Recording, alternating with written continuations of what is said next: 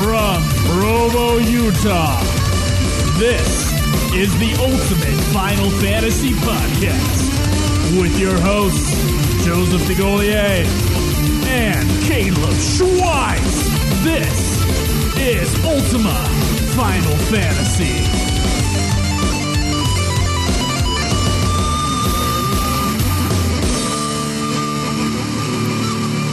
Oh, you hear that? That is the sound of Ultima Final Fantasy, the Ultimate Final Fantasy Podcast. I am Joe. I am Kaleb. And today, Kaleb, we're going to be catching up on news. And in light of all these beautifully planned, put together episodes that we've had in a row, I've decided to bring it down a notch. We gotta be humble on this show and have a lightly planned episode. I didn't realize that humble was synonymous with lazy. I should probably check a thesaurus out. I have a little story to get into. I mean, it's there's some reasons. They're not good reasons, but they're reasons anyway. Why today we are going to be reading and performing for you Final Fantasy jokes from a blog post I found online. So I'm excited to get into that when we get to that. But before we do, Schweiss, have you played any Lightning Returns or? Not yet. I'm still working on Final Fantasy XIII-2. I think I have like 42 more fragments left to go, and I'm like 40% done on the trophies. There's still a lot left to do, but there's a bunch of golds though, so they take a lot of the percentages. I think I have like 7 more total to get. So see, every time I come into the living room, you're doing a puzzle. Yeah. There's a lot of those puzzles. Like when you find the rifts in the space-time continuum or whatever the fuck, you have to do a little puzzle thing. And the area I just barely unlocked, it's like Orba 400 AF or something like that. 400 is fuck. It's all puzzles. Every single fragment is collected by doing one of those puzzle things. So I've had the clock one. I've had the press X to drag your little light thing one. I've had the panels of fucking hell one. So many different ones in this area, so it's pretty puzzle heavy, but I'm glad I kind of like the break from the bullshit side quests that I was doing before, though, because when I first started doing fragment hunting, I pulled up a guide and I noticed most of them were associated with quests in certain areas, and I was like, fuck, dude, this is going to take forever to get all these done, because I only had I think I had like 30-something fragments when I finished the game. I had like nothing. So to get 160 that's a lot of work. Whatever the bare minimum of fragments to get through the game was is what I had as well. So the idea of collecting, going back, I'm sure, to all those areas, collecting. Did you have to collect all the mystery fragments and everything? Yeah, everything. Yeah. Oh. There's also wild artifacts that aren't counted as fragments, so I'm not sure which ones I have and which ones I don't. I mean, there's a guide, so I can go to each area and see where they're at, and if it's there, I obviously don't have it yet. If it isn't, I have it. But as far as I can tell in the menu, and I might be wrong about this, but I don't see anywhere that like keeps track of the wild artifacts, so I'm just like, I don't know where they are. I just have to fucking go through the list and be like, all right, I think I got this one, I know I didn't get this one, I'm gonna go to this area and get it. But those are what you use to unlock the portals to new areas. And I think I've unlocked like 7 portals post-game so far. I think we had to use like 2 in the main story. Yeah, maybe? There's not very many that you need. But you use those to unlock the paradox endings and also to just unlock new zones. So let me ask you, as far as like frustration is concerned, like how does it stack up against the original 13? It's way less frustrating than 13. Okay. It's only supposed to take, the guide estimates 40 to 60 hours, and 13's platinum time is 110 hours, so that's nice. And it's also nice that, there's like, I kind of like the way they set 13.2 up, where you've got your main line, you've got your story, you've got the stuff you need to do, and then there's just a shitload of side stuff along the way. And to get the platinum for it, you have to do a bunch of that side stuff. Whereas, like with 15, it's it takes like 60 hours. There's a lot of them that are really heavy grind side quests, and I don't know, it just feels like it's set up a little bit better. Like it's all supposed to be post-game, whereas with 15, it's supposed to be stuff you're doing along the way to get up to level and whatnot. Or with 13, it's all in one place, and then you move on. Yeah. I think that's even more stuck than any other game. Yeah, it is. I mean, 13's is missable after all, and that's kind of a problem considering it's a 30-hour game. Well, just don't sell your items, and then it's really not. Yeah, that's fair. I mean, and I didn't, so it's not because of that trophy though. I didn't know that I shouldn't sell. I just didn't, and then when I found out, I was like, oh, it's a good thing I haven't. Must have been nice. Yeah, must have been real nice. I don't know if you would have wanted to put another 65 hours into that game. Not at all. So, I mean, you say you got screwed out of the platinum, but I don't think you would have gotten it. I did get screwed out of the platinum, but now you can't. I don't know if I would have had the heart to do everything that you did. Dealing with those elephant motherfuckers over and over and over again. Yeah. I don't know if I could do that.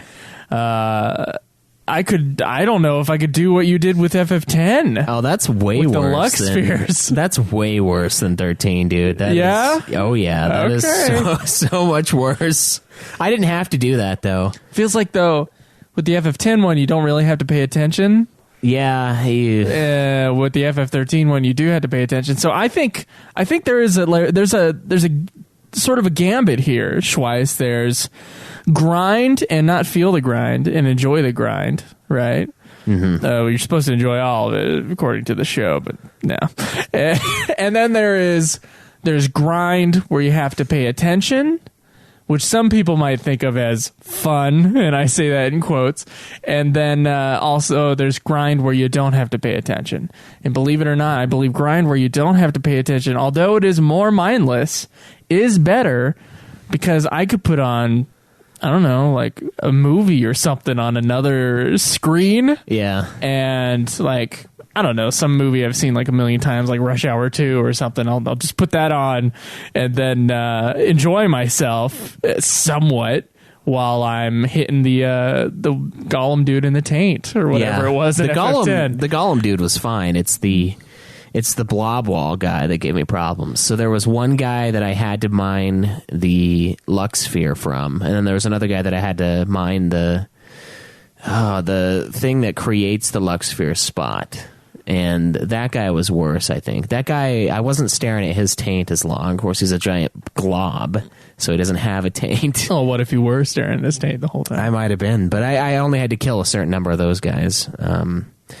The thing is, though, with 10, I didn't have to go Lux Spheres. I didn't need to do that necessarily, but the fight against Dark Yojimbo, where you fight him 5 times in a row, if you don't have good luck or really high speed and a decent amount of luck, you won't hit him ever. So I basically was just missing over and over again. And I can't just keep throwing money at regular Yojimbo, hoping he'll do Zanmato 5 times in a row, because the odds of that are pretty crappy. So that's why it took me so long. I don't know if it necessarily needed to take me that long, because I could have replaced the Lux Spheres with Power Spheres later, and then just beaten Yojimbo, had the 3 characters filled out, and then gone back and replaced all of the Lux Spheres with the Power Spheres, and then farmed it way faster. But I basically just made everybody God tier, so I don't know. It worked, but it was already too late by the time I realized that.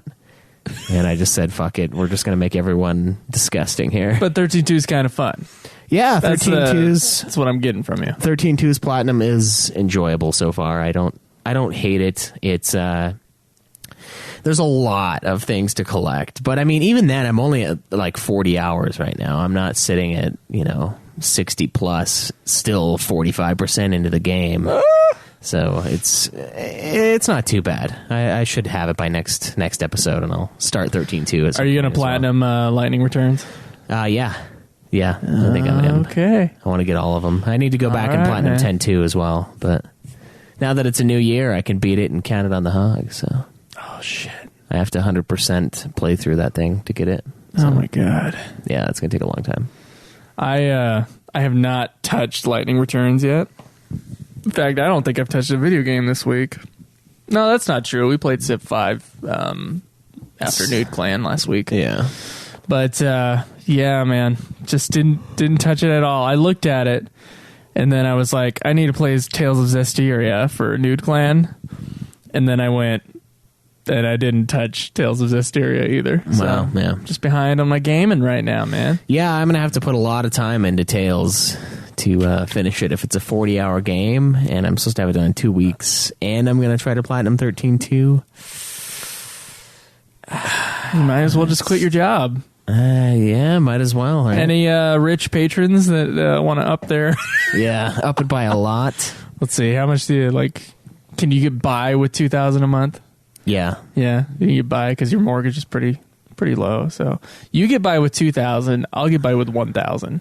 How about that? All right, so we just need $3K from you guys. If you guys just want to pump up your Patreon to $3K, that means we'll have enough to cover the show. Yeah. And then we can probably, I don't know, finish this show in like 6 months. Yeah, we could have it all done. 8 hours a day? Just make it a job? Yeah. I don't know if that's what they want, though. That's probably not what they want. I think they want it to be. They don't want it to end. They want it to be the marathon show that it will be. No, Jesus. Just the idea that we have 42 games left is like... We've beaten a lot, I'm like, though. Schweiss, I'm this close to murdering you, so... Yeah. Well, you do. The more time I have to spend with you every weekend, the more anger that builds up. Yeah, I think that's how just about everybody feels about you. Oh, yeah. So I feel like the problem is on the other side of the table. Yeah, it's on my side of the table. You're right. I do feel it, though. So, It's like, how much longer can I sit across from this guy once a week? Maybe if we gave it a 1 month break, and then maybe we wouldn't go to blows. Maybe Maybe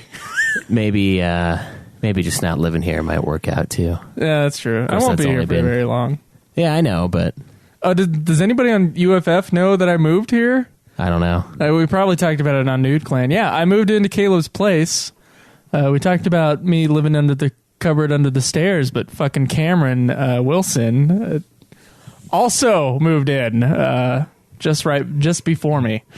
So I'm trying to finish up school, and yeah, so now I'm here. It does give me more gaming time than I had before, which is nice. Yeah, there's less limitations on sound. Yes, there's less limitations on sound, and don't have to take the train, which is nice. Yeah, that's true. So, okay, Schweiss. Real quick, you guys can go to facebook.com/Ultima Final Fantasy, youtube.com/Ultima Final Fantasy, see our backlog of Schweiss's playthroughs mostly, and also the live episodes. You can tweet me at Joseph Dulier. Me at UFF Podcast. You can support the show by going to ultimafinalfantasy.com, clicking on the Patreon link, and you can support the show on Patreon if you want. There's an Amazon link there that you can click through and buy your stuff on Amazon. We get a small kickback, and also a PayPal link as well. Twitch.tv/Ultima Final Fantasy is where you see all the episodes live, like right now. We're live right now, Schweiss. It's true for all of Skull Haiti. Oh, see? Thanks, man. Sometimes we have like 20 people on here, and sometimes we have like 0. Yeah. Skull Haiti, though. He's worth 10. That's right. You're worth 10 men. You're worth 10. UltimaFinalFantasy.com is where you find everything. Join the forums. Yada, yada. Let's get to the news.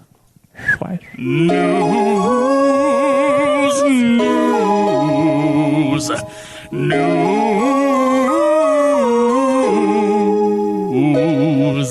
Our first piece of news. Very small piece of news, but still great, right? Because it's Final Fantasy. In light of, I believe, announcements for Zodiac Age, Final Fantasy XII HD, World of Final Fantasy has a free DLC if you guys have not yet tired of your World of Final Fantasy.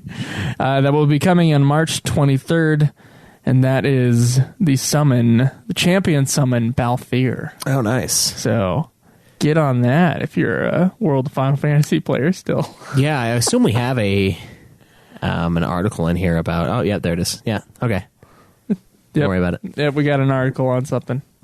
In fact, let's get to that article. Schweiss, something was released, or something has been announced for Final Fantasy XII. Yeah, we've got the Zodiac Age Special Edition Looks pretty fucking beefy. I mean, we've got a copy of the game, an original soundtrack, collector's edition steelbook, yet again, steelbook art exclusive to collector's edition. They haven't revealed that yet. As of this article, at least, I haven't seen anything. We get a Judge Magister's bust set, which we get little busts of, looks like Bergen, Drace, Gabranth, Geese, and Zargaboth. Those are pretty fucking sweet looking. We get a 6-card art set with Vaughn, Ash, Bosch, Fran, Balthier, Pinello, and the World of Ivalice. And then, of course, background music DLC. Digital code to unlock the original soundtrack, background music in-game. That, of course... Wait, what? Comes at a sweet... Hold on. So the game doesn't already have background music. You have to download the free DLC. That's right. There's the soundtrack. What the hell does that mean? There's the soundtrack, and then there's the background music. What? I don't know. No, Schweiss, this is not okay. Well, it's not always background music. Sometimes there's a black screen, and all you hear is music. And then it's music.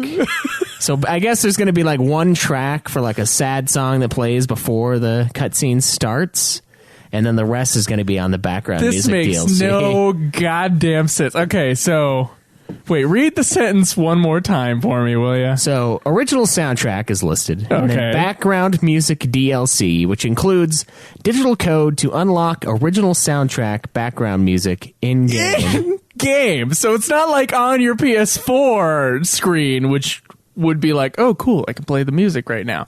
This is in-game.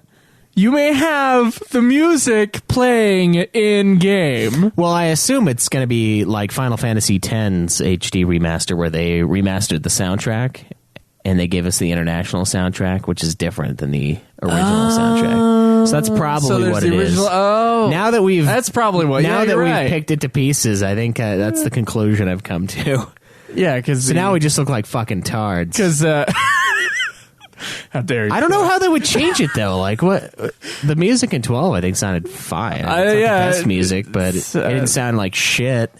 So I don't know why they would want to remaster. I don't know. I don't know why you would want to remaster any of that stuff. Yeah, I mean, but it comes with the sweet, cool price tag of $199.99 fucking cents. you getting it? Dude, I think I want to, but it's so much. God, the last collector's edition of 12 I bought was only $80. How much did our Distant World tickets cost? Less than that Less for than 2 that. tickets to Distant Worlds. And we saw Nobuo in the We crowd. did, yeah. He was there. I saw his head from afar. So there's that one that's $120. The limited steelbook edition is only $50.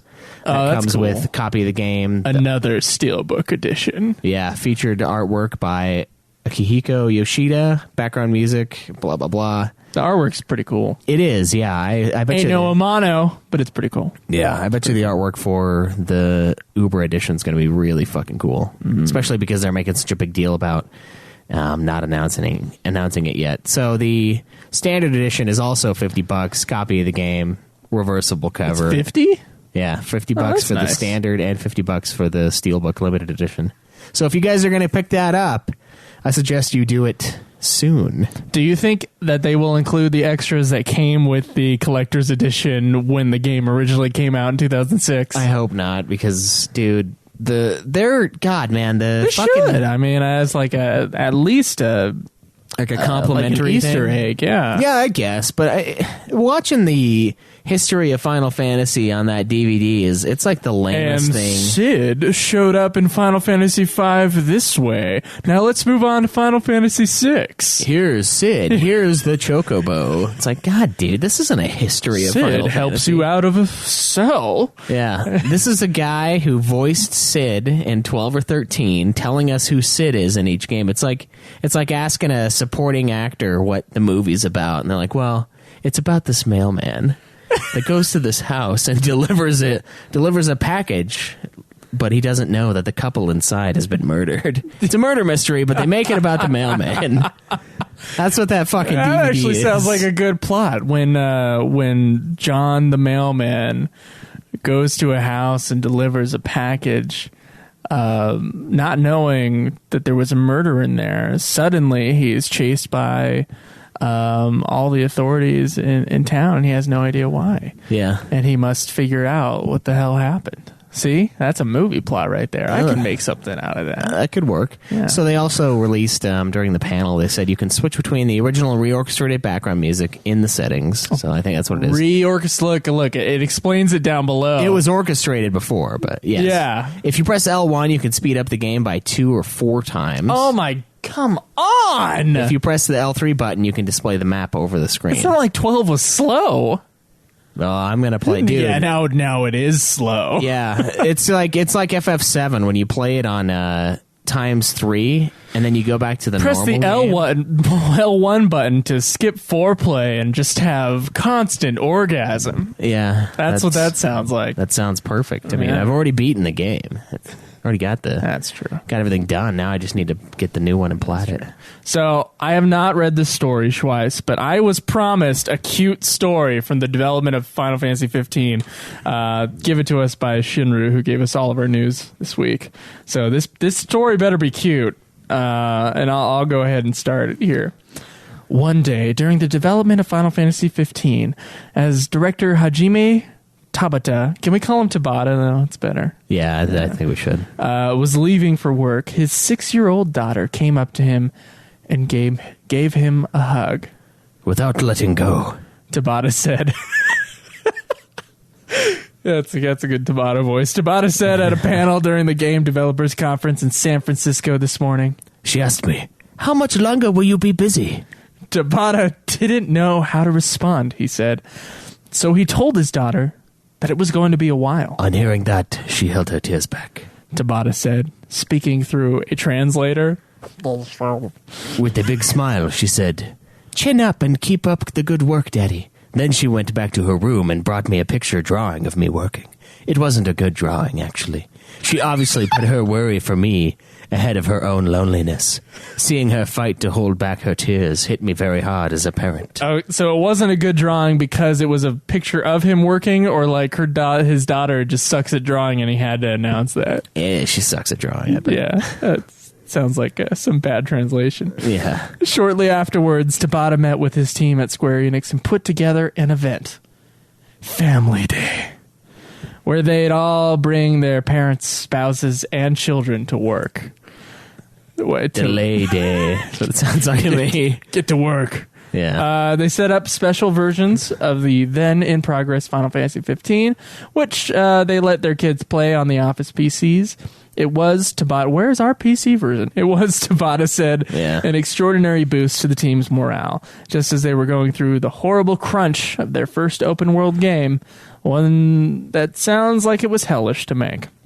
The objective was to achieve a better work-life balance, to show appreciation to our families, to give them peace of mind. Tabata said, "The key to having a stronger team is to have your families behind you." Of course, one could certainly argue that events like this wouldn't be necessary if the video game industry had more worker-friendly practices in the first place, but that's a complicated conversation, and this is a cute story. Yeah, what is this, a Godzilla movie? Jesus, here's the message at the end. Perhaps we should not overwork video game creators, and then these disasters wouldn't happen. Yeah. So that was by Jason Schreier at Kotaku.com, which is, of course, quality news articles from clearly. Kotaku. So hopefully, I mean, I'm just assuming that this has like a 40% chance of being true. Yeah. Yeah. Yeah, that's good, I guess. I saw a tweet the other day because of the Women's Day dealio that was going on. Yeah. Which, I don't know. I felt like I heard about it the day after, which is not good. Anyway, Final Fantasy XV staff, they put on their official Facebook page, like, thanks to all the women in the office, and they had like a nice of all the women in the office. Yeah. So like they're really working that angle there. Nice. Yeah. Of course they are. Why did I have two of those tabs? Okay. I do got another thing for Tabata here, and this is talking about the Nintendo Switch. Schweiss, have you tried out the Switch at all? Nope. Neither have I. We do have one friend that has the Switch, and I'm wondering if we should go try it out for Nude Clan. Yeah, we probably ought to. We probably should. But Tabata basically, and there's a whole big section here on this article from Silicon Era, but Tabata gave his thoughts on the Switch, and he thought it was almost like a dream machine. So it would be something that, like, the idea of being both a handheld device and a main console on your television is like, it's something that really turns him on, basically. And also kind of goes into this kind of confusing sort of rant at the end where he's like, I don't know why cell phone games haven't picked up as they should. Like, he would think that handhelds wouldn't be a big deal anymore. But this is an interesting in-between sort of a situation. Yeah. I know there's been a lot of interest coming from Tabata for the Nintendo Switch. Yeah, and like how they would utilize it. Because Yeah. Tabata, he says in the article, and we know because of Crisis Core, Tabata's worked on both handheld games and console games. Yeah, he makes them pretty much the same, though, but... it's I don't know. I think it does seem like a good fit. Now, I thought it was funny when people were speculating FF15 on the Switch, and I was like, dude, the thing's not going to be able to fucking play FF15. And I still don't think it can, but it could. Well, twice you could play titles. Skyrim, a game that's, from a system ago. Yeah, the new and beloved Skyrim. It's two systems ago. It's 2 generations ago, Schweiss. Kinda, yeah. Yeah, because of Nintendo. I just want to bow down to Nintendo right now and say, oh, Skyrim. Even in HD. It's in HD, though, so maybe it's like one system, sort of. Yeah. Slightly less compressed images on the Nintendo Switch for the Skyrim. Schweiss, I could not be more impressed with the Nintendo Switch's technical capabilities than when I heard that they could play a game from 2 systems ago. I know. It's pretty impressive. Oh my god, dude. So 15 is just around the corner. I was coming in my pants thinking about it. Yeah, 15 is next. 15 is next on the Nintendo Switch. It better be. God, oh my god. What's been the have you looked up any like reviews on the Switch or anything like that? No. Talked to anyone? I've mostly seen reviews on Legend of Zelda Breath of the Wild, which has gotten it's got like a 98 on Metacritic or something like that. So, wow. Yeah, it's supposed to be really fucking good. Yeah, I saw some people in the forums were really enjoying it. Yeah. Dylan and someone else. I would have sold my Switch. I would have scalped it if I would have bought one. Oh, would you? Is it going for like crazy right now? Is it? It's like $400 and it's not going to last.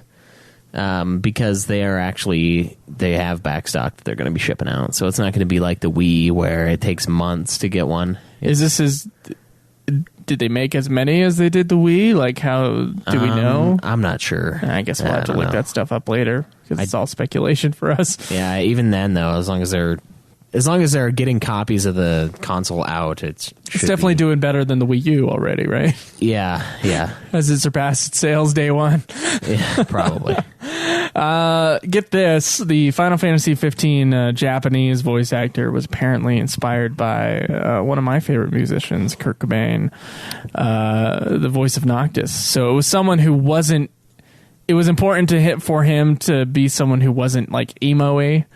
But did have like a lot of depth in him regardless. So I guess he got that inspiration from Kurt Cobain. I don't know if it shows in the Japanese performance. I can't really hear it, Yeah. Unless he starts like doing that. Yeah, unless he goes grunge. Yeah. That'd be great. Yeah, yeah. Do we know what the song? Did they have the same theme song for 15 in Japan as they do here? The eyes on not eyes on my Jesus. I don't know actually. I would assume, but I haven't actually looked at anything for Japan. I wonder because I know we had like a different one for one of the games. Was it 13? It was 13, yeah. There's like a Japanese song for 13, and then we got My Hands. Yeah. So they took a hit song from an album, just a pop album, put it on ours. Because, at some point they said these Japanese pop songs are terrible for the American ears. Yeah. At least for most of us. I would assume for most normal human beings. If I were to put a Final Fantasy pop song in front of someone, I think they would want to chew me. Yeah. Yeah. For most people. Probably. For most people. Except at a Final Fantasy convention where everybody loves Eyes on Me. Yep. except then. Except that. That would be interesting to find out, though. I assume they would probably have kept it the same, though, because that's kind of a thematic song for the game. So, I don't know. I think they should have kept it the same if they did not. So if you were wondering if the compilation of Final Fantasy VII stuff would ever be put together upon like one Blu-ray disc or put out in one release for the PlayStation 4, it's probably not going to happen. And we already knew that because of the music situation with Crisis Core.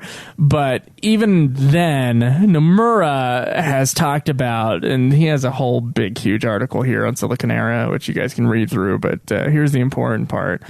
The compilation of Dirge Cerberus, Crisis Core, and Before Crisis probably will not be put together ever. And that is, and the reason for that is their remake of Final Fantasy VII is going to be too off, I guess. It's going to be too different. It's going to be, it's not going to match up with the other compilation of Final Fantasy VII things.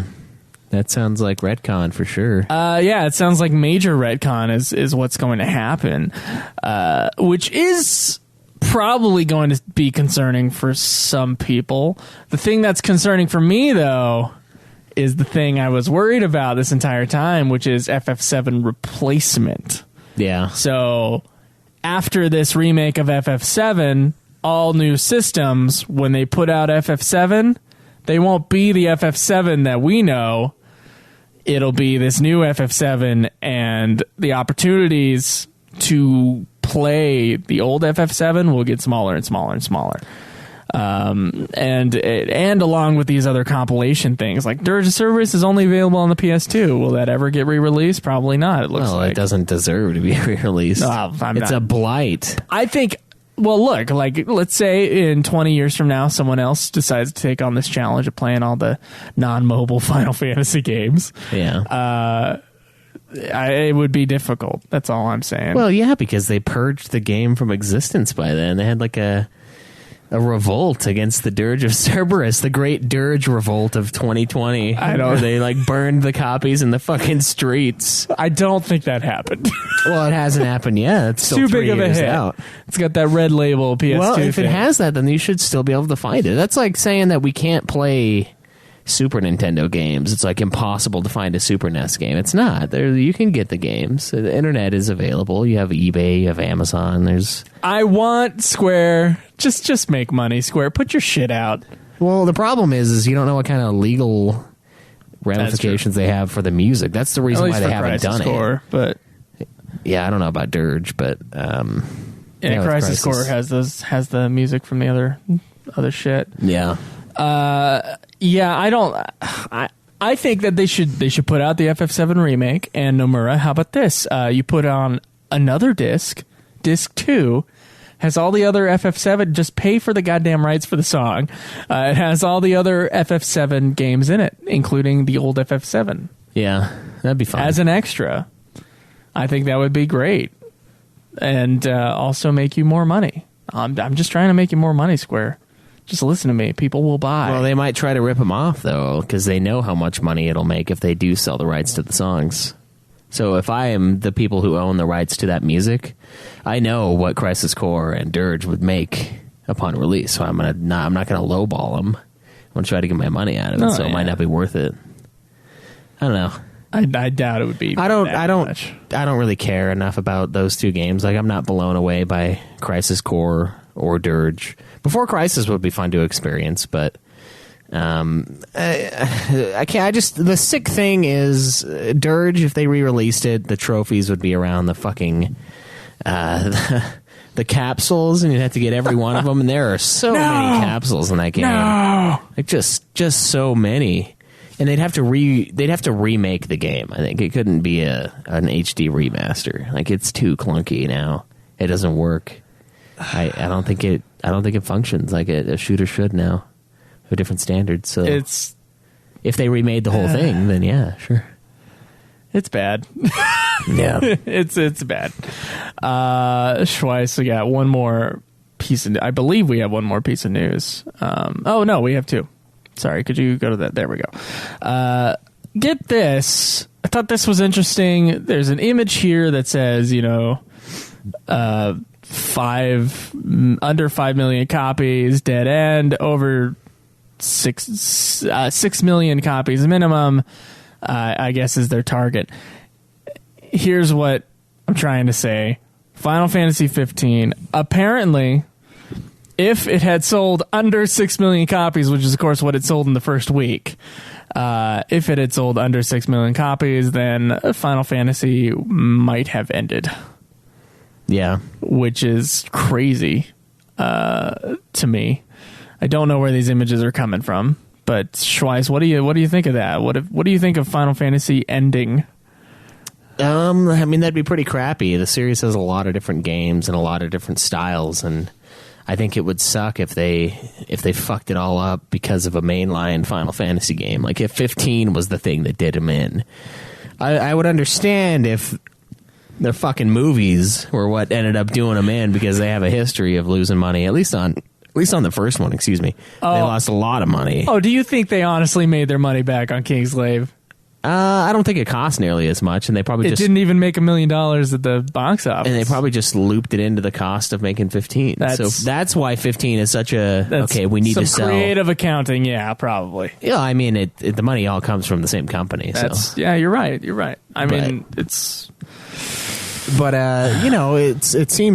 It seems crazy that a mainline would do that. I mean, I know they pump a lot more resources into it, but with the epic mishandling of the 15th game as a whole, like all the changes, the director changes, all of the story changes, how long it took to develop, like, I don't know. It seems crazy that the mainline game would be one of the ones that could have sunk it. But at the same time, 15 costs probably so much more than 13.2 or Lightning Returns cost, because they already had the engine. They had the crystal tools for both of those. That was a big expense. All of that was taken care of, and it was more of a, let's do these games for cheap and make use of the system we've already made. So, what's insane to me as a company, Schweiss, is that we have looked... We've done write-ups for the last few games in the mainline series, so... From FF12 to FF13 to FF14 especially, and now to FF15, development has been terrible for all those games. If you think about FF12, where half the staff left with Sakaguchi, and then FF13, where they didn't even really have a concept of the game until they were forced to put a demo like 9 months out. A similar thing happened with 15, which of course was once again like a scrap project from another project. Yeah. Which fell through for various reasons. And then 14, of course, was just unfinished on release. And then they had to fix it 2 years later. Yeah, they've revamped the hell out of it, yeah. I don't think it's a problem with the amount of copies that the game is selling. Maybe if they learn how to, I don't know, treat their staff better, or just get a different creative business atmosphere for that team of people who work on the mainline Final Fantasy games every time. There's something wrong with the management of that team. There is something wrong there, and I think Square probably needs to fix that, and maybe the Final Fantasy games don't have to cost as much as they do, and they don't have to sell 6 million copies. I mean, we want them to, because we like Final Fantasy, and we hope that the games are good. We hope Final Fantasy XVI, which will hopefully happen, we hope that it's a great game. Of course, the better the game, the more it tends to sell. I think that's pretty true. So I don't know, Schweiss. I don't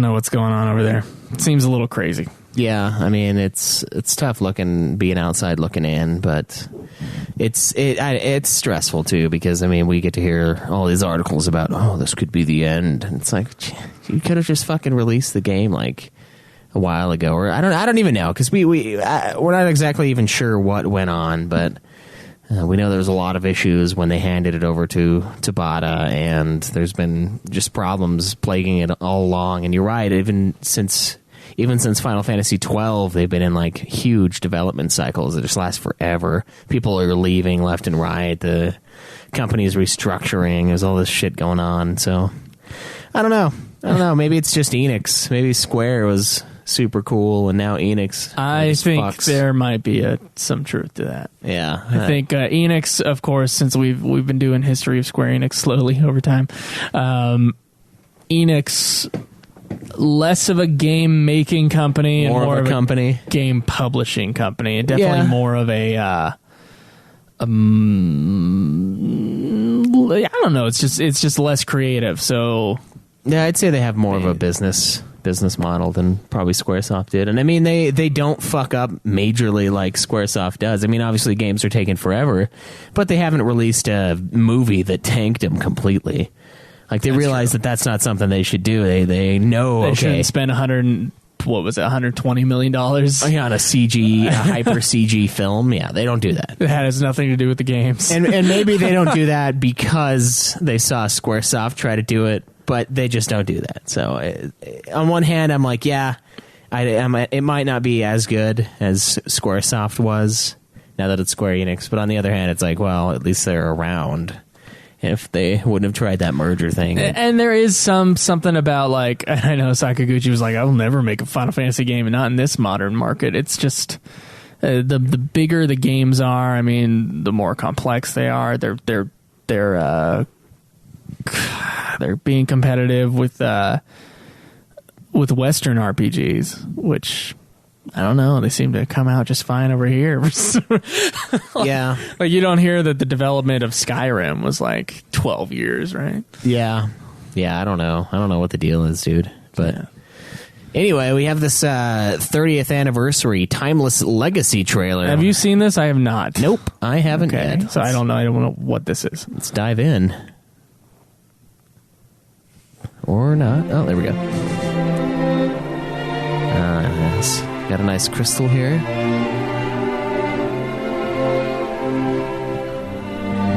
One. All right. Going through kind of like a history of the Final Fantasy series. Sid was not in 1. Yeah. FF2. Some good stuff. This is like OG FF2 as well. This is yeah, that's NES FF2. Oh, this better be NES 3. Yep. Yeah. NES Look at that. Looks better. Looks better than the DS one. Well, it is. Now we're getting to modern, semi-modern Final Fantasy and FF4 here. There better be an announce at the end of this fucking thing. Like FF5. Did you say an announce? An announcement, yeah. Oh, an announcement, yeah. X-Death can go fuck himself. Old epic FF6. Yep, Naked Terra. It's gonna 5 stars. It's good stuff. FF7 CG cutscenes instead of gameplay. It's good stuff.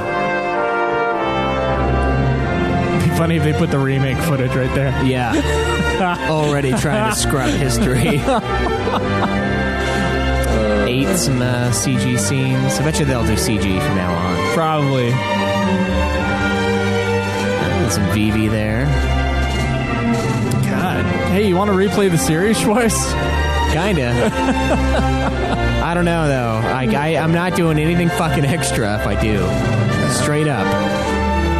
No, I can't do 11 again. Of course, it'll probably take, like, no time this time. Yeah. To do, like, Windhurst missions or some shit.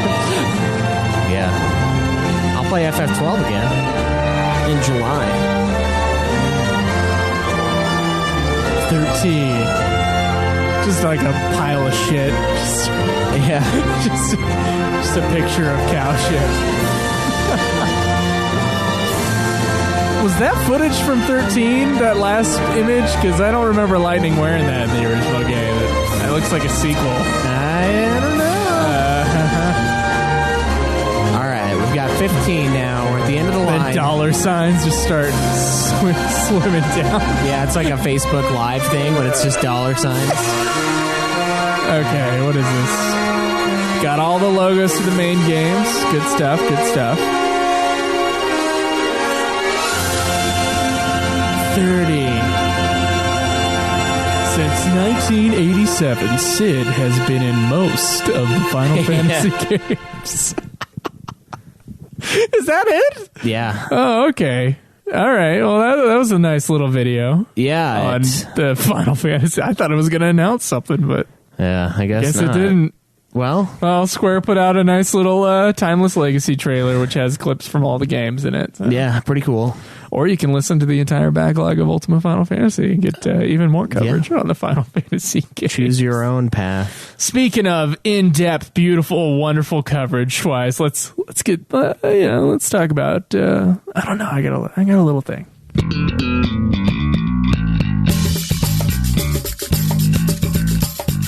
So last night, Schweiss, I was considering doing History of Square Enix Part 8 or whatever it is. And I was at work because I like to plan my podcast episodes in the middle of the night when everything's kind of clear at work. Last night was a Friday night, and so it was a little busier than normal. On top of that, my coworkers decided to leave me a very, very terribly kept store, so there was tons of trash to take out and a whole bunch of other shit. And then at around, 3 o'clock, these cowboy motherfuckers came into the store and they were just causing a ruckus. And they tried to steal shit from the store, and I caught them. And then there was like this fucking moment where like they were just loitering around after I'd kicked them out of the store. They were loitering around outside, and I had to kick them out of the parking lot. And I was just in a state of pure vicious anger for about 3 hours last night. And in that anger, Schweiss, I was like, I can't fucking think of a goddamn motherfucking podcast right now. I just can't. Because I was also slightly worried that they were going to come back and like fuck with me again. Like, I thought that these little pieces of shit were going to come back to the store and like fuck with me. And I was worried because of course I'm at the store alone, and I don't know, it's just a bad situation to be in if you're dealing with like a drunk homeless guy or these little fuck faces with their shirtless cowboys that came to the fucking store last night. So in that swell of anger, I couldn't write a goddamn word. And I said, Schweiss, I need to lighten up the mood. I was saying your name too when I was doing it. I said, I rolled over and I was like, Schweiss, I need to lighten up the mood. And so I Googled Final Fantasy jokes. These are high quality jokes collected by Nick's Paz, who is on the Cactar server in the Final Fantasy XIV looks like the forums here. Jokes from around Eorzea, various sources, he or she says. And I'm ready, Schweiss. I'm ready to get the laughs going. So I got a whole page of Final Fantasy jokes. Many of them are 14 related. I've looked at a few of them, but a lot of them aren't. So I hope you're ready to laugh your ass off. You got a laugh track you wanna get going? You know what? Let me find one real quick. Let's find a laugh track. Schweiss, I am still actually kind of angry at these little cowboy fucks, and if they come to the store again, I'm gonna call the fucking cops on them. I'm that pissed off. Ooh. Oh, yeah, we got a good one here. Are you ready for this, Schweiss? Yeah, let's do it. Oh, and these are good. These are good for you to, guys, memorize these and use them when you're picking up chicks at the next Final Fantasy convention. Yeah, speaking of, we'll come back to that when we do reviews. Or both. Yeah. Fuck it, everybody. Yeah. Okay. Schweiss. Yes. Why did the Chocobo cross the road? Oh, why did the Chocobo cross the road? To get to the other side. No. Damn it. He was going for a wark. Oh! Shit! Oh, shit, Schweiss. Oh, man. Oh, this is so gay. Okay. What do Moogles use when they go shopping? Ooh. Oh, man. A Poshy Pocket. Coupons.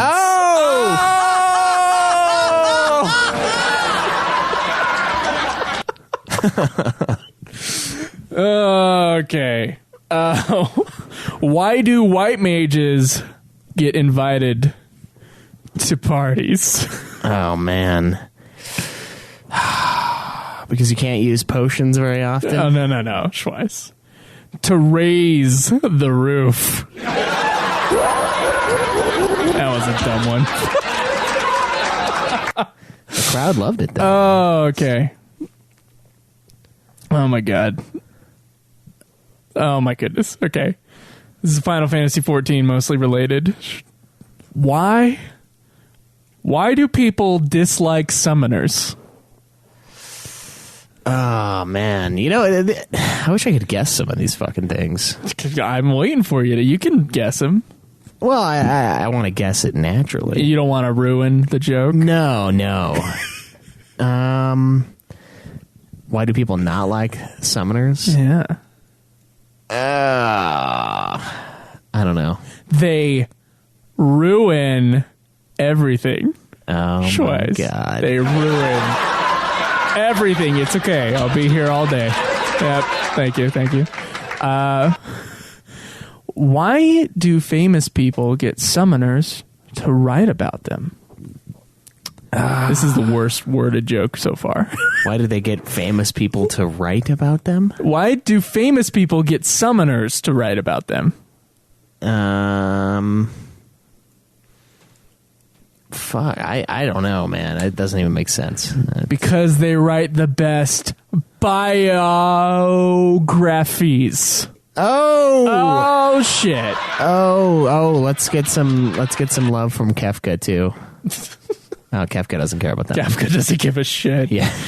Oh. He's got a much darker sense of humor than that. This was actually pretty funny.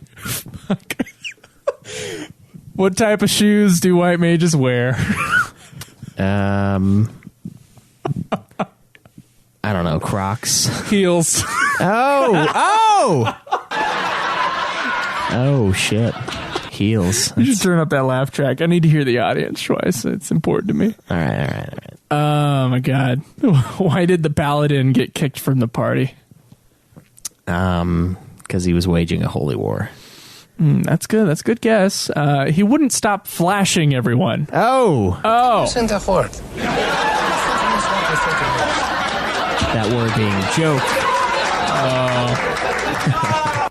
Oh, my God. Jesus. What do you call a male Lala?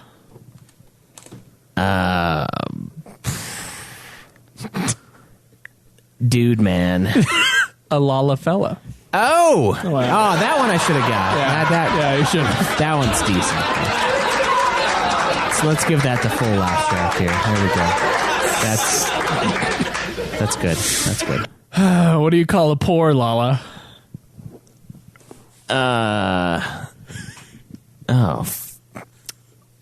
Lala peasant. I don't know. A little short. Oh,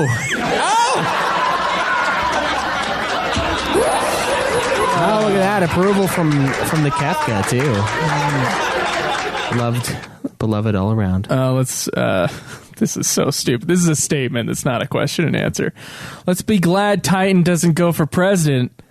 He'd win by a landslide. Oh, Titan joke. Oh. It's the best ever. Oh my God, Schweiss. I just totally lost my spot. Aren't these the greatest jokes of all time? They're certainly up there, right? What's Twintania's favorite party game? I don't know, Schweiss. It's Twister. Oh my God.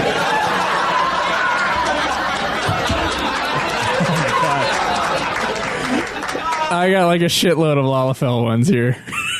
Okay. What's the definition of pissed off?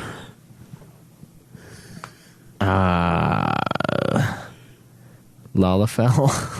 A Lalafell with a yo-yo. With a yo-yo. Nice. Oh my god. All right. Why shouldn't Lalafell be a I'm gonna fucking skip that one because I don't know that word and I feel like an idiot. Okay, why are Lalafells such nice players? Because they don't want to get on your short side. I don't fucking know. They don't want, your short side. Yeah, I do that know common phrase that we all use. The short side. The short side of the I don't want to get on the short side of short Schweiss. side of Well, it's a common phrase. Yeah, it's common. Schweiss, because Lalafells don't look down on people. Oh. Man. Oh shit.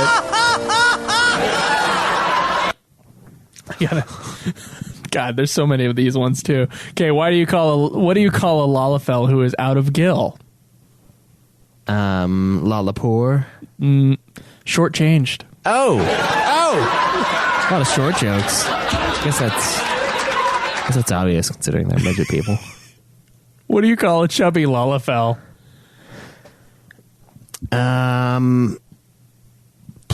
Chubby Lalafell. The Big Short. That's not too bad. Low fat. Oh. Oh yeah, that's good. That's good. Full track.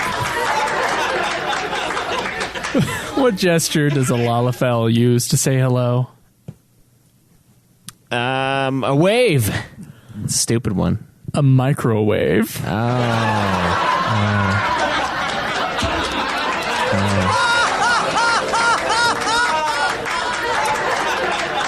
Where do Lalafell go to drink?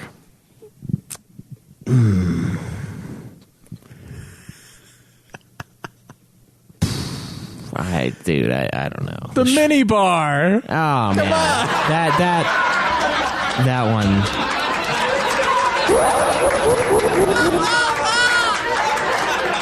Thank you. What do people do when they are cold? This is not a Lalafell joke. Jump into the frying pan. They shiver. Ooh. That's clever. Yeah, That's clever. yeah.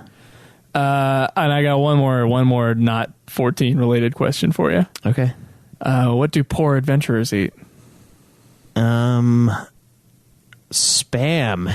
Ramen noodles. Oh, everyone get in on this one. Come on. The final joke. Yeah. So guys, Ramu noodles. Remember those jokes. I know you guys must have been just rolling in the car or in the you're jogging or whatever you're doing right now. Yeah, I know we could have dealt harm to you just now. Just breathe. Don't want you guys to have any problems here. So, safety first, people. Oh my goodness. Schweiss, let's answer some goddamn questions.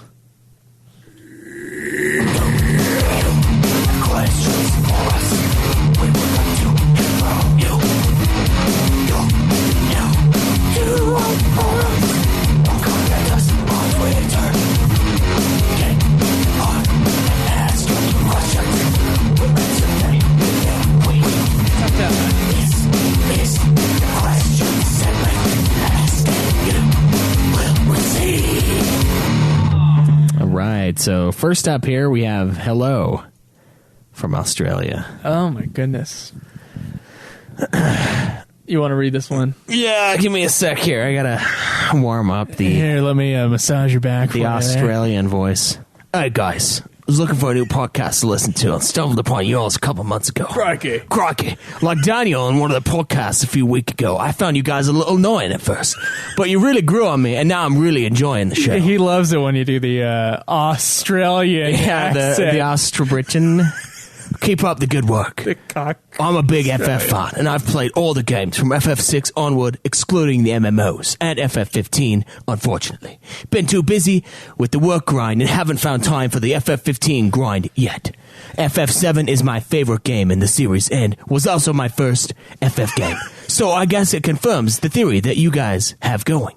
And I swear I must be the only FF fan to have not liked FF10 that much.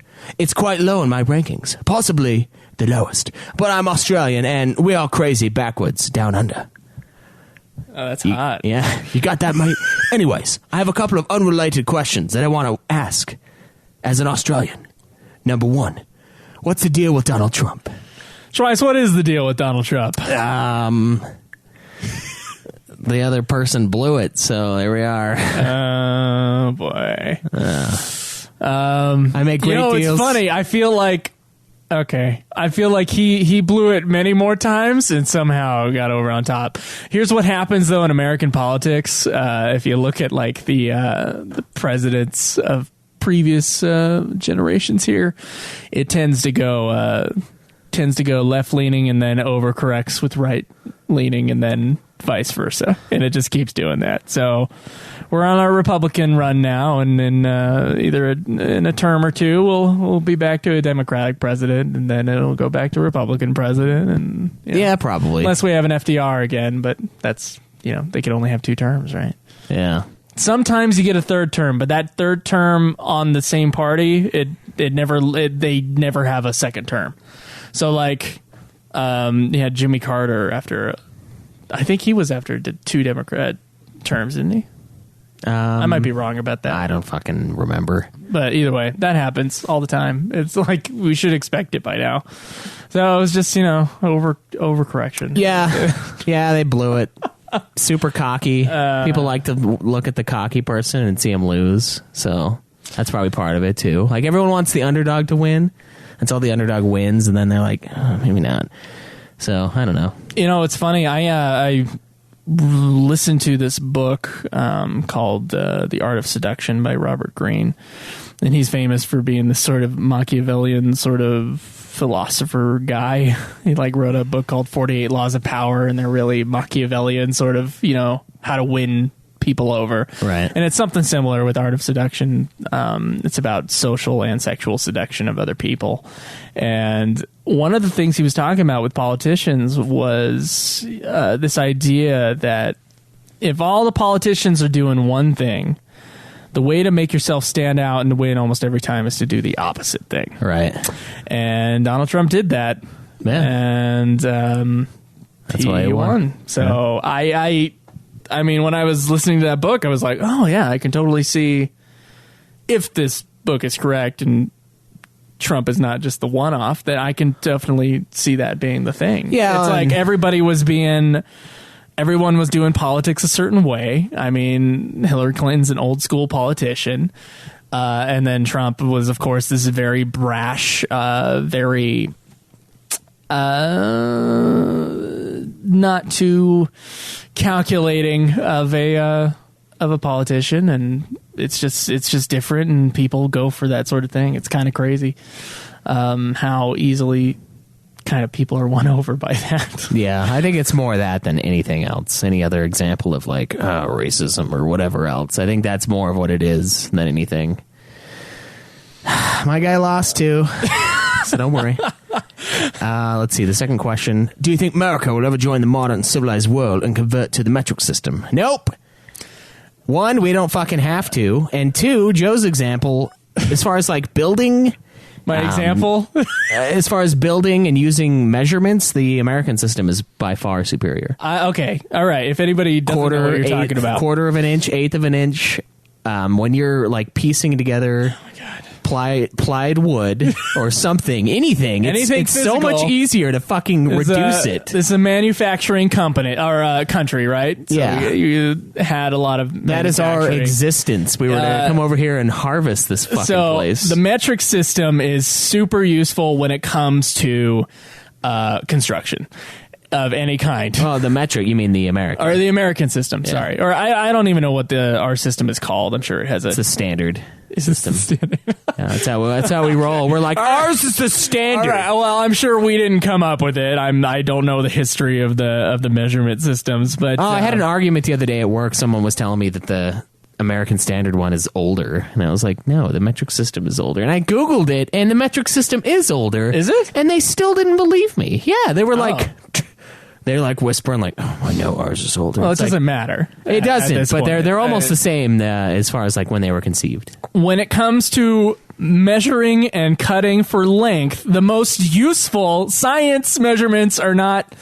I mean, they're nice, but they're not actually like physically useful to most everyday man. So when you're cutting for something and you need something symmetrical, then it's easier to calculate things in something that's in a base 12 system almost, where 12 inches, which equals a foot in our measurement system, is divisible by many more things than 10 is. Right. So with the 12-inch system that we have, it can be divisible by 3 inches, 4 inches, 2 inches, 6 inches, and 12 and 1. When the other system has less, you can do 2, same thing 10, with, and 5. Right. Same thing with when you get smaller and smaller, it just gets easier. It's just a lot easier to do. And then it's an eighth, quarters, and it goes all the way to like 64th. And I mean, technically, so does the metric system. An eighth is just, but it's like it's decimal it's points, 0.125. and you need a goddamn like laser beam in order to cut that shit.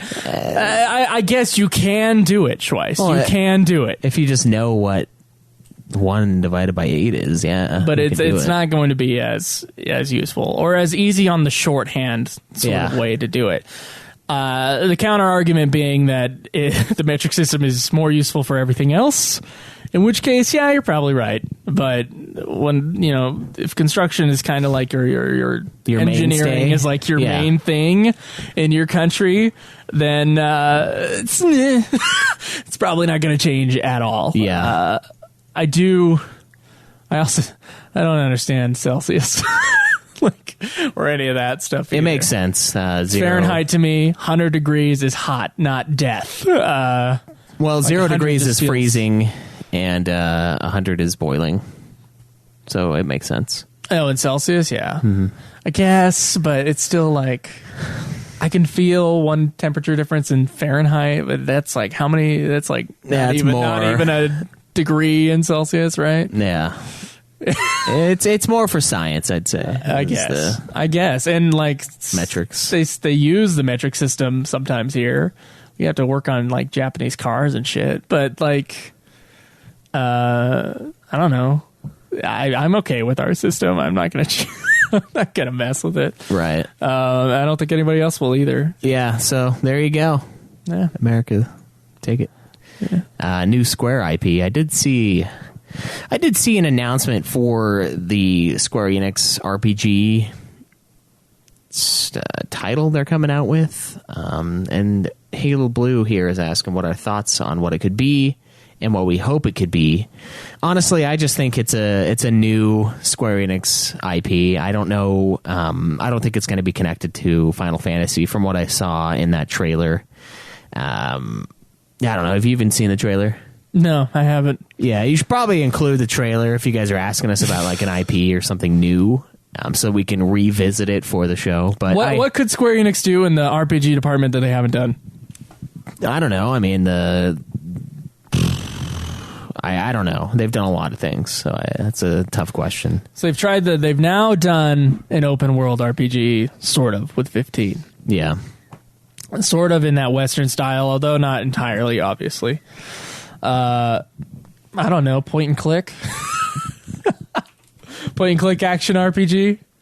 Just getting some Diablo dungeon crawling right now. They could do that. That'd be interesting. And also a ripoff. Yeah, I mean, there've been a lot of Diablo ripoffs already, though. So I mean, it wouldn't be the first. How about they try melding a sim game or a simulation game with an RPG somehow? Yeah. Oh, here it is. It's Project Prelude Rune is what it's titled.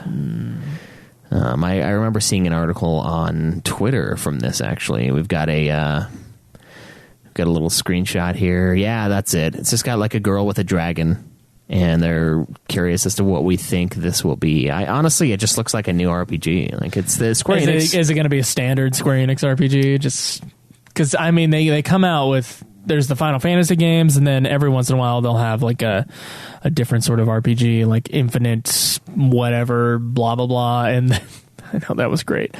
What was that other one? The what?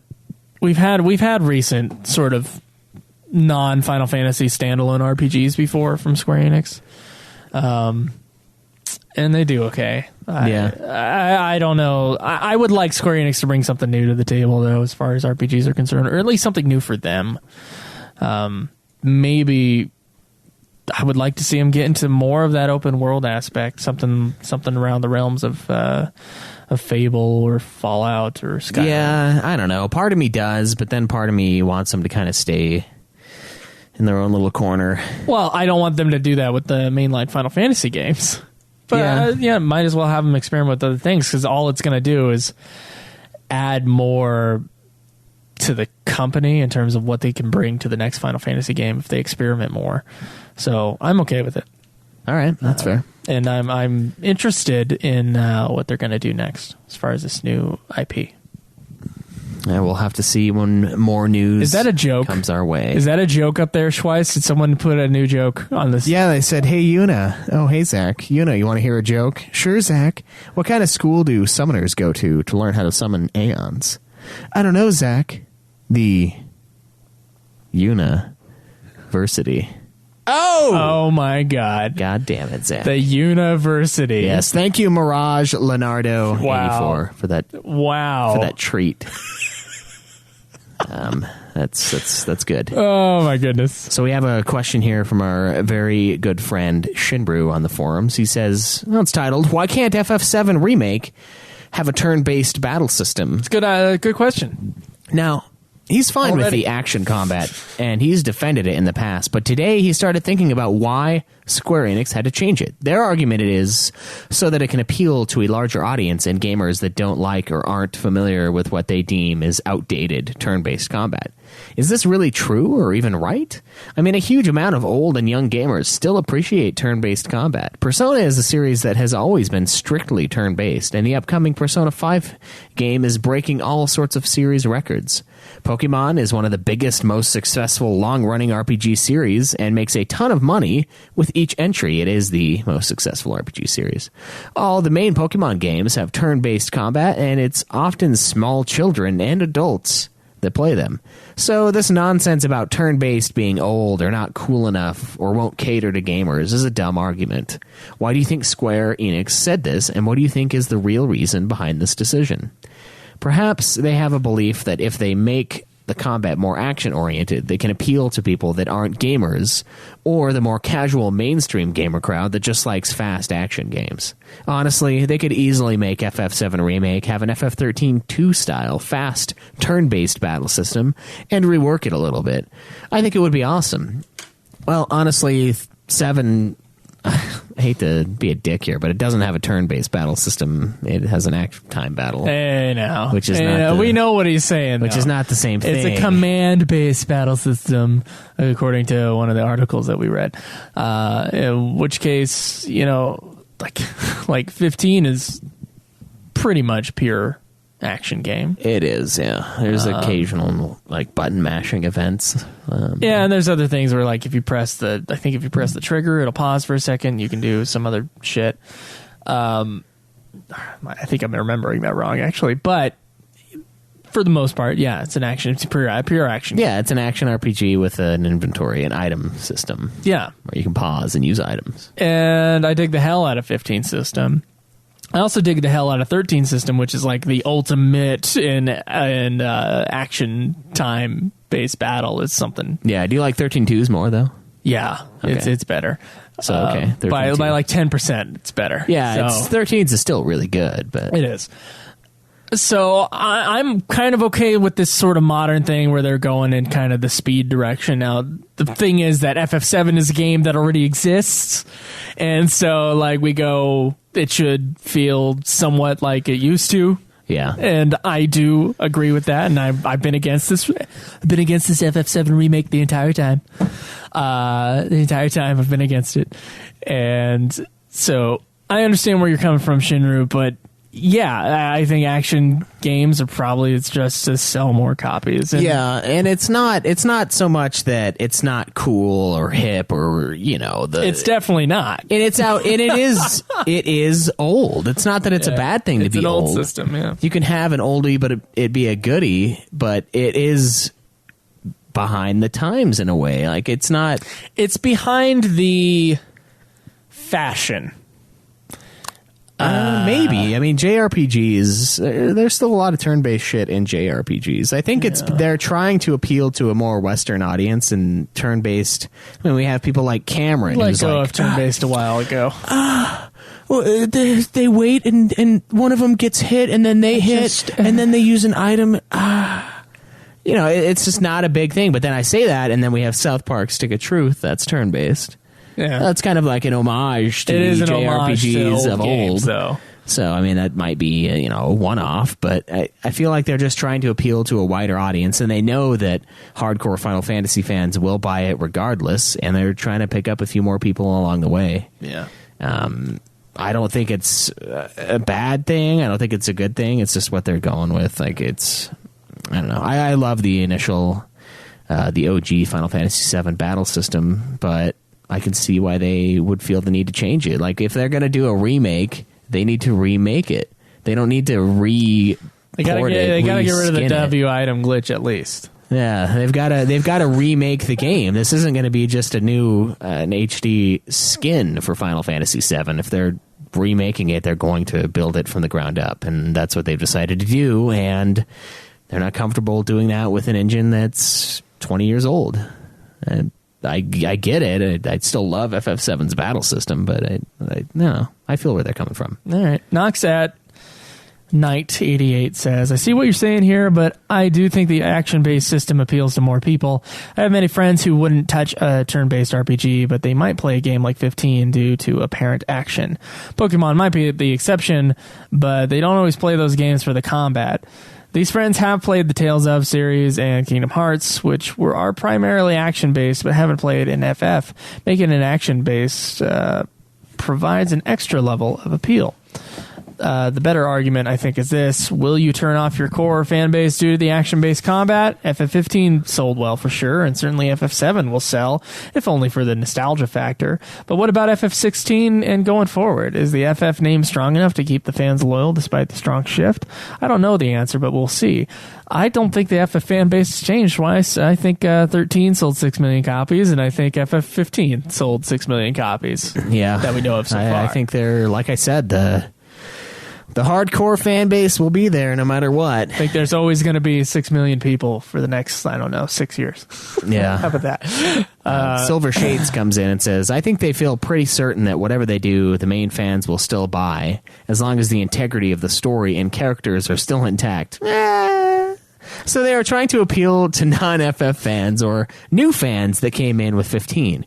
Personally, I find most action-based battle systems less fun. They don't require as much tactics, and usually if you work hard enough, you can make your character OP, and then it's just hack and slash. However, it can be done right.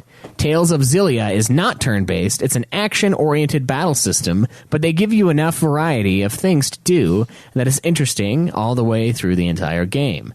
They also require strategy in the monster design so that certain monsters require particular characters or elements to fight effectively.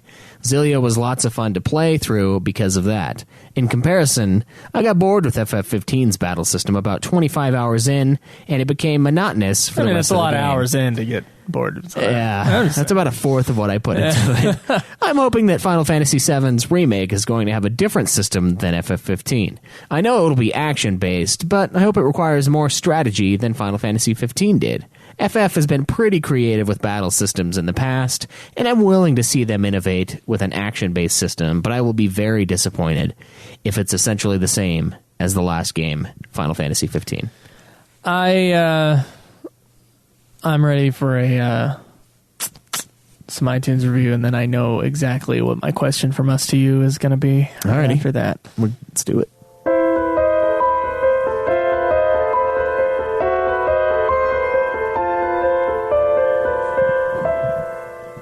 iTunes reviews. We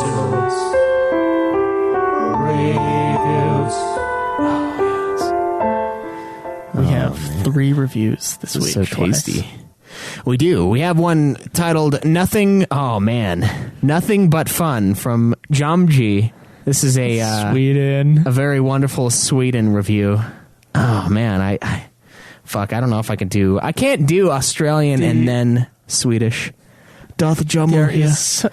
After almost 3 years of listening to this podcast, I guess it's time to leave. This is an awful Jamu impersonation, by the way. I know what this fucking guy sounds like. To leave. Yeah, after almost 3 years of listening to this podcast, I guess it's time to leave my first iTunes review.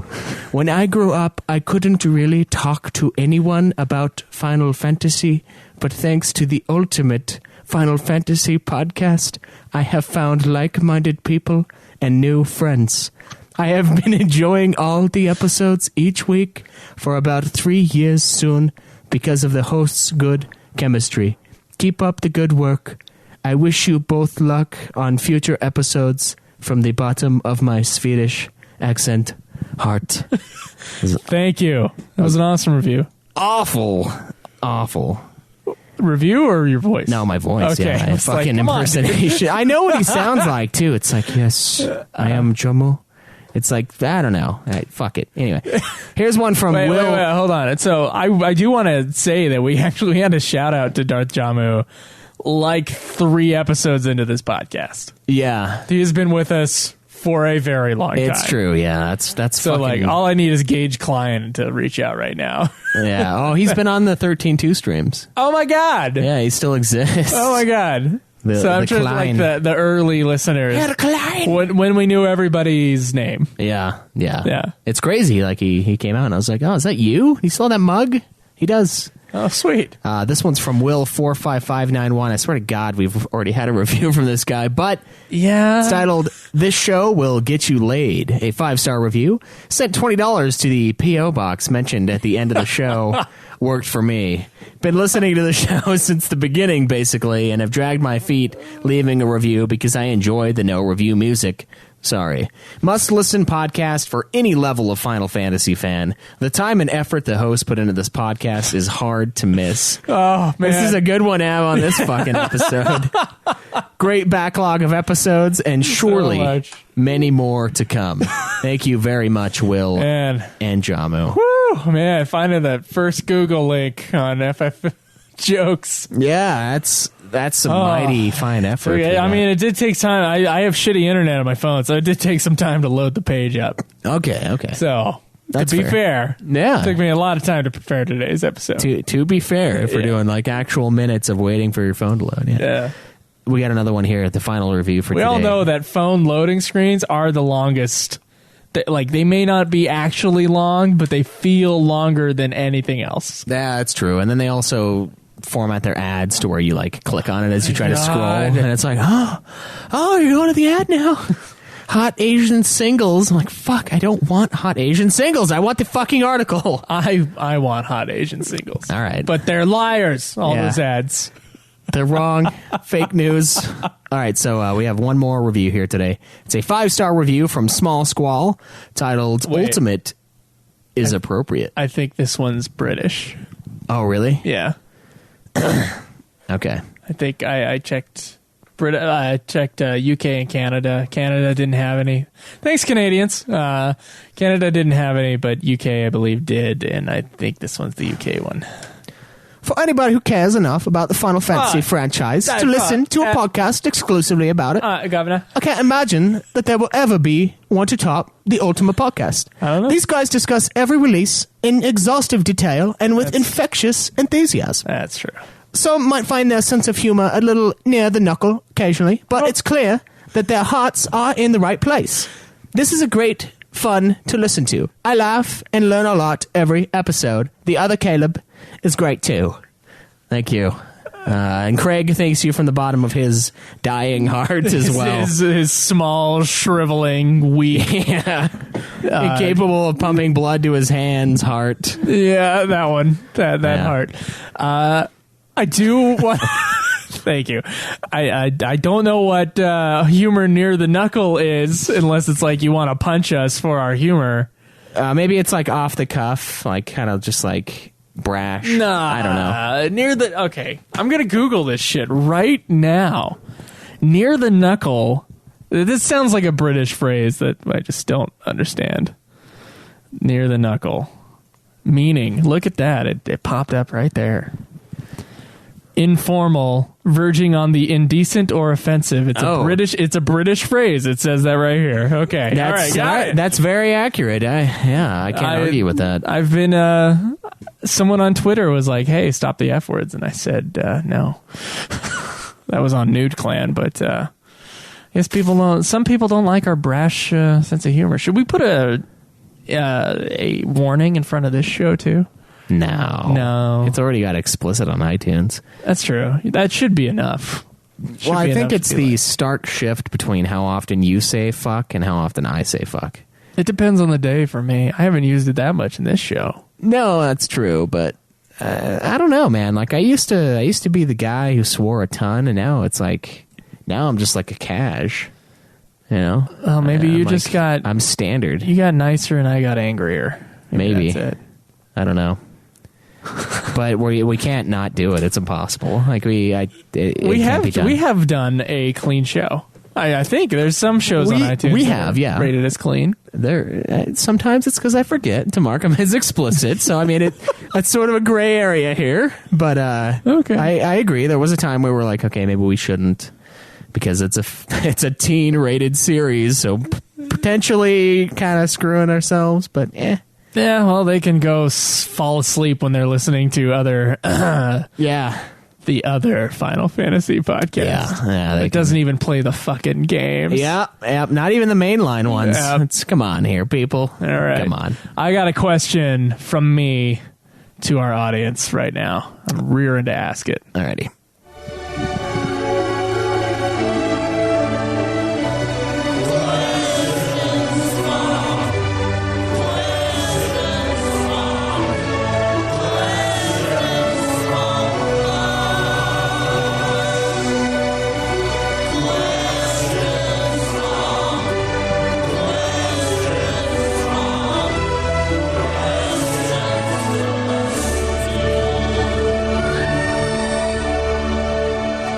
Guys, I need you to go to ultimatefinalfantasy.com, click on forums, join the forums if you haven't already, and if you have, good.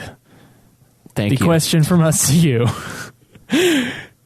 Do you want Final Fantasy to move on, in a way, and become an action RPG series from now on?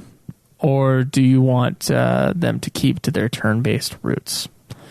Just in the future mainline series Final Fantasy releases. I'm curious as to what kind of the consensus is. Do you want them to keep going in the direction that they've been going? Or do you want them to go in a sort of retro direction for future releases? Okay.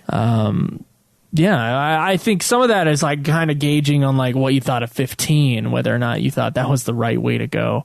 And so that's my question from us to you this week. Thank you so much, guys, for listening to Ultima Final Fantasy, the ultimate Final Fantasy podcast. You can check out our other shows, Nude Clan, which is a video game podcast that's nude, like Nude space Clan, CLAN, and you can find that show on iTunes. It's a lot of fun. I believe we're reviewing Dishonored today. Is that correct? No, it's another D game. Darksiders. That's right. So yeah. Kaleb and Cameron are reviewing Darksiders today, so that'll be up when you guys listen to this podcast. Also, the Godzilla podcast. If you love old kaiju movies from Toho, me and Drew love them too, and so we go through those and do commentaries on them. Yeah, we're gonna have to do a Kong one here pretty soon. First impressions. We are. We're gonna have to do a Kong Skull Island. So if you like the evil man's perspective on the series, you can listen to that episode. Yeah. I'll be there. The 20 people who listen to both these shows. Yeah. Like, I like that one guy who hates it. Yeah. That of course, guy. I've only been on. No, you know what? I've been pretty positive towards the. Okay, maybe not. You come and watch the bad ones though. That's what I did the new Godzilla one though. the bonus first impressions. That was fine. Yeah, that was a fine movie. Yeah, that was a good movie. It won Best Picture in Japan. I saw that and I was like, what? Okay. I did too. Yeah, obviously, it wasn't for the English speaking parts. Yeah. Yeah. They just assume it's good. Oh god, Super Sexy Swingin' Fanfiction is continuing on its own show, so check that out. It's Swing In with just an N, by the way. It doesn't have the G because that's cool. Yeah. You can check out other stuff for this show, of course, YouTube, Facebook. You know the links. Twitch.tv. You can tweet me at Joseph DeGollier. Me at UFF Podcast. Thank you guys so much for supporting the show via Patreon or Amazon or PayPal or wherever how you support the show. We really appreciate it. We did get some new replacement audio equipment we were breaking down, so we had to get some new stuff, and most of that is from Ultima's sort of proceeds, so we appreciate that very much. Thank you very much. And God, twice, I guess. Well, phone line 385-204-3921. Leave us your reviews, leave us your intros, leave us whatever the hell you want, and we'll play it. Yeah, and we'll make love to it. We will. Yeah, we'll see you guys next week. Enjoy the 160 fragment 13-2 grind. This has been another production of Ultima Final Fantasy, the Ultimate Final Fantasy Podcast. The show was produced by Joseph DeGollier and Caleb Schweiss, with music and editing by Joseph DeGollier, parodies and clips from their respective authors, of course. You can get all of our episodes as well as our Let's Plays at ultimafinalfantasy.com. You can also contact us on Twitter at UFF Podcast, as well as our contact page on our website. Be sure to subscribe and review our podcast. Your reviews may get read on the show, and look forward to the next episode of Ultima Final Fantasy, the Ultimate Final Fantasy Podcast.